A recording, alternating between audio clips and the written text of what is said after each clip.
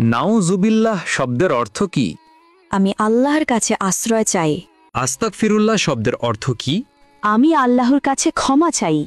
আল্লাহু আকবর শব্দের অর্থ কি? আল্লাহ মহান বা আল্লাহ সর্বশ্রেষ্ঠ। মাশাআল্লাহ শব্দের অর্থ কি? আল্লাহ যেমনটি চেয়েছেন। জাযাকাল্লাহ শব্দের অর্থ কি? আল্লাহ তাআলা আপনাকে উত্তম প্রতিদান দিন। আসসালামু আলাইকুম এর অর্থ কি? আপনার মৃত্যু হোক। আসসালামু আলাইকুমের অর্থ কি? উটের নাড়ি ভুঁড়ি আপনার জন্য। আসসালামু আলাইকুম এর অর্থ কি?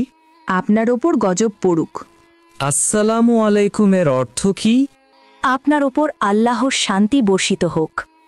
চৌধুরী শব্দের বাংলা অর্থ কি? 4 অঞ্চলের প্রধান। শিকদার শব্দের বাংলা অর্থ কি? জমিদারের সহকারী। খন্দকার শব্দের বাংলা অর্থ কি? ধর্মীয় জ্ঞান সম্পন্ন ব্যক্তি।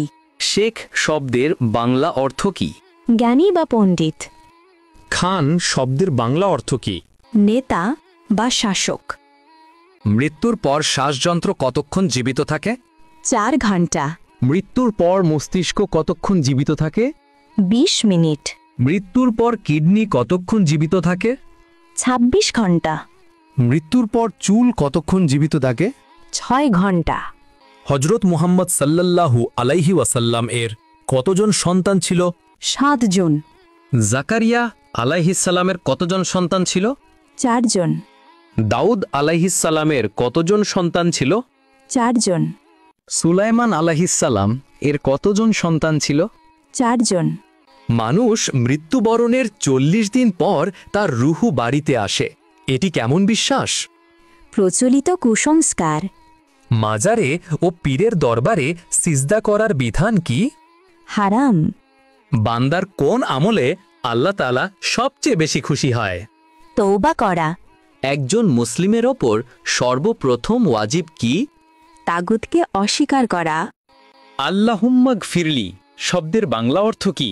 হে আল্লাহ, আমাকে ক্ষমা করুন। ওয়ারহামনি শব্দের বাংলা অর্থ কি?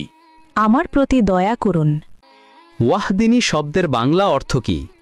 আমাকে সঠিক পথ দেখান। ওয়া আফিনী শব্দের বাংলা অর্থ কি? আমাকে সুস্থতা দান করুন।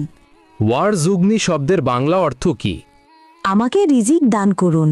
আল্লাহুম্মা গফিরলি শব্দের বাংলা অর্থ কি? হে আল্লাহ, আমাকে ক্ষমা করুন। ওয়ারহামনি শব্দের বাংলা অর্থ কি? আমার প্রতি দয়া করুন। ওয়াহদিনী শব্দের বাংলা অর্থ কি? আমাকে সঠিক পথ দেখান। ওয়া আফিনী শব্দের বাংলা অর্থ কি? আমাকে সুস্থতা দান করুন। ওয়ারজুগনি শব্দের বাংলা অর্থ কি? আমাকে রিজিক দান করুন।